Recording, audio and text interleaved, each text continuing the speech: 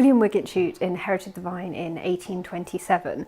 He had a very, very large family. He had 11 children, and they weren't able to go out in society a great deal, so they very much entertained themselves here. Music and art was definitely a very big part of their life. At the university, we're working with the National Trust and other heritage bodies on a project called Sound Heritage, which is about trying to get music back into the historic houses, the domestic spaces where some of this music was first performed.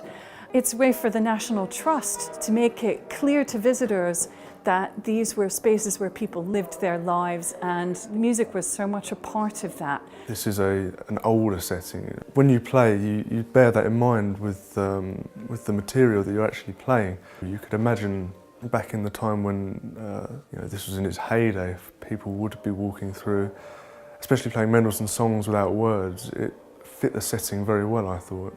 This is the sort of piano that Mendelssohn's Songs Without Words in particular would have been played upon. Mendelssohn was very, very popular in Victorian England. He spent a lot of time here, and his Songs Without Words combined the maximum of expression with the maximum of possibility. They're not defeatingly difficult, but they give you a chance to express the particular sorts of emotions that people wanted to express in a Victorian saloon like this. The first thing that really strikes you is how it feels under your fingers. So I think as pianists nowadays, we have a lot more leeway as performers, whereas playing on a broadwood like this, you have to adjust to the piano's needs. And with such a piano, I feel like the release time of the actual key is a bit more delayed than with a modern piano, so that was the first thing that really struck me. It has quite a soft touch, which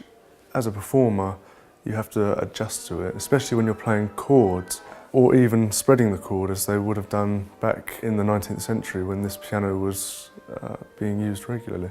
So Sound Heritage is trying to bring some of that music back to these places in ways that make sense to modern visitors. Sometimes people think it's a good idea to give a concert in a space like this, and that almost never works because the space is not big enough. There are problems with curatorial concerns.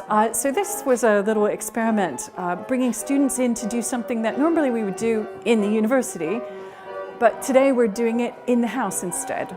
With people wandering around you, it's almost like you're at home practicing, and there's much less pressure in that sense. And one of our lecturers today highlighted for us that at the time it was also about their self-entertainment, whereas nowadays performers are really looking to dazzle their audience as well. But there was a mutual sense of enjoyment, so it was a really good experience for us and a really relaxed environment to play in with people wandering around you freely.